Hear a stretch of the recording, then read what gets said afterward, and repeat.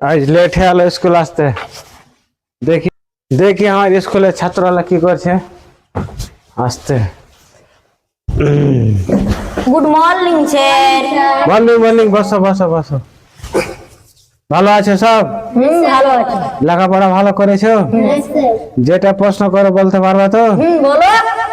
আচ্ছা বলো তো কোন মহিলা বেশি সব থেকে বলতে পারবে যে ওর স্বামী আছে আচ্ছা যেটা প্রশ্ন করবো বলতে পারবো তো ভালো করে পড়াশোনা করেছো বলো তুমি।